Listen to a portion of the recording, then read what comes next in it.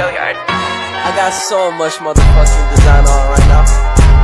Break it down, bring it back, make it clap. I got 3 old thoughts, new guap, wear that thing. Bitches on my line, and you know they come strapped. Hold up, what it not, 45, scope it cash like whoa. How you fucking with these hoes up? Assalamualaikum warahmatullahi wabarakatuh. Perkenalkan, nama saya Yuni Hernisa, NIM 056. Saya dari Prodi Ilmu Falak, Fakultas Syariah dan Hukum. Saya di sini akan menjelaskan sedikit tentang pemahaman saya di mata kuliah pengantar ilmu hukum selama 1 semester ini. Pertama, saya akan membahas tentang apa itu hukum. Hukum adalah tujuan mengatur serta menjaga ketertiban dan keadilan sehingga kekacauan bisa terkendali atau dapat dicegah. Yang kedua, yaitu fungsi hukum. Fungsi hukum adalah untuk mengatur tingkah laku manusia, menentukan mana yang dapat dilakukan dan mana yang dilarang. Jadi, karena hukum adanya sejak ada masyarakat, maka manusia sebagai makhluk sosial membutuhkan hukum untuk mengatur dan melindungi hak-hak setiap individu. Hukum itu terbagi menjadi beberapa bagian. Yang pertama yaitu hukum berdasarkan bentuknya. Hukum berdasarkan bentuknya itu terbagi menjadi 2 jenis. Yang pertama yaitu hukum yang tertulis. Hukum tertulis adalah hukum yang telah dicantumkan dalam berbagai peraturan perundang-undangan secara tertulis. Contoh hukum tertulis adalah Undang-Undang 1945, Keputusan Presiden, KUHP, dan lain-lainnya. Yang kedua yaitu hukum tidak tertulis. Hukum tidak tertulis adalah hukum yang berlaku serta diyakini oleh masyarakat dan dipatuhi bentuknya dan lahir tumbuh di kalangan masyarakat tersebut. Contoh hukum tidak tertulis adalah hukum adat, hukum agama, dan lain-lainnya. Yang kedua yaitu hukum berdasarkan sumbernya. Maksudnya adalah segala sesuatu yang melahirkan hukum. Yang pertama hukum undang-undang. Jenis hukum undang-undang adalah yang terletak dan tercantum di dalam peraturan perundang-undangan. Yang kedua yaitu hukum kebiasaan, adalah jenis hukum berlaku di dalam peraturan atau kebiasaan adat. Yang ketiga yaitu hukum traktat. Hukum traktat adalah jenis hukum yang ditetapkan oleh negara-negara melalui sesuatu perjanjian antar negara atau traktat. Yang keempat yaitu hukum jurisprudensi, adalah jenis hukum yang muncul karena adanya keputusan hakim yang menjadi rujukan hakim selanjutnya dan yang memberi keputusan dalam pengadilan.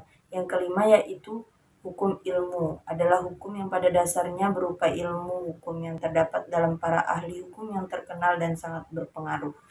Yang ketiga yaitu hukum berdasarkan sifatnya. Ada 2 jenis hukum berdasarkan sifat, yakni hukum yang memaksa dan hukum yang mengatur. Hukum yang memaksa yaitu jenis hukum yang dalam keadaan bagaimanapun harus mempunyai paksaan yang mutlak. Contohnya adalah hukuman bagi perkara pidana, maka sanksinya secara paksa wajib untuk dilaksanakan. Hukum yang mengatur adalah jenis hukum yang dapat dikesampingkan saat pihak-pihak yang bersangkutan telah membuat peraturan tersendiri dalam suatu perjanjian. Contohnya adalah hukum mengenai warisan yang dapat diselesaikan dengan kesepakatan antara pihak-pihak yang terkait. Yang keempat yaitu hukum berdasarkan tepatnya. Yang pertama hukum nasional, yang kedua hukum internasional, dan yang ketiga hukum asing. Yang kelima yaitu hukum berdasarkan waktu berlakunya.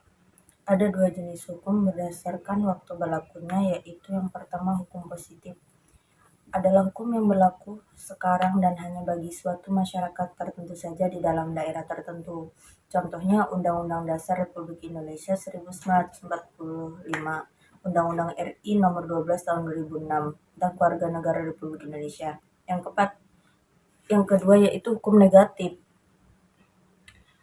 Hukum negatif adalah hukum yang diterapkan dapat berlaku pada waktu yang akan datang, misalnya rancangan undang-undang atau RUU.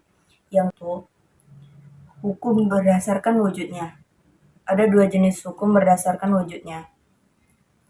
Yang pertama, hukum objektif. Hukum yang mengatur tentang hubungan antara 2 orang atau lebih yang berlaku umum. Dalam artian, hukum di dalam suatu negara ini berlaku secara umum dan tidak mengenai terhadap orang atau golongan tertentu saja. Yang kedua yaitu hukum subjektif, hukum yang muncul dari hukum objektif dan berlaku terhadap seseorang atau lebih. Hukum subjektif ini juga sering disebut sebagai hak. Terakhir yaitu hukum berdasarkan isinya. Terdapat dua jenis, hukum publik dan hukum privat. Hukum publik termasuk ke dalam hukum pidana, sedangkan hukum privat termasuk ke dalam hukum perdata. Kemudian selanjutnya saya akan membahas tentang sistem hukum. Sistem hukum di dunia terbagi menjadi 4 jenis, yaitu sistem peradilan Eropa kontinental, civil law atau civil law system, sistem peradilan Anglo-Saxon atau common law, ya yang ketiga itu sistem hukum adat, dan keempat sistem hukum Islam. Kita langsung saja membahas. Yang pertama ada sistem hukum Eropa kontinental yang kerap kali disebut civil law atau hukum Romawi. Sesuai dengan namanya, kalau Eropa kontinental memang benar dibuat dan dipakai oleh bangsa Eropa. Bangsa Eropa yang berkulit putih tersebut dulunya memiliki ambisi untuk menguasai benua sehingga akhirnya tibalah di Indonesia yang saat itu bernama Hindia Belanda, yang dimana nama itu diberikan untuk tanah kekuasaan kerajaan.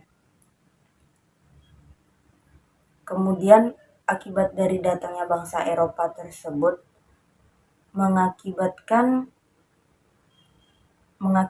hukum yang ada di Indonesia saat ini bersifat tertulis, contohnya adalah undang-undang. Kemudian di nomor 2 ada sistem hukum Anglo-Saxon, di mana sistem hukum ini tidak menggunakan bentuk hukum yang tertulis karena berasal dari putusan hakim sebelumnya. Ketiga ada hukum adat yang ada sejak dari masyarakat adat itu ada. Yang terakhir yaitu sistem hukum Islam, yang mana hukum tersebut merupakan wahyu dari Allah Subhanahu wa Ta'ala. Mungkin itu saja penjelasan dari saya, kurang lebihnya saya mohon maaf kepada Allah, saya mohon ampun. Wabillahi taufiq wal hidayah wa ridho wal inayah. Wassalamualaikum warahmatullahi wabarakatuh.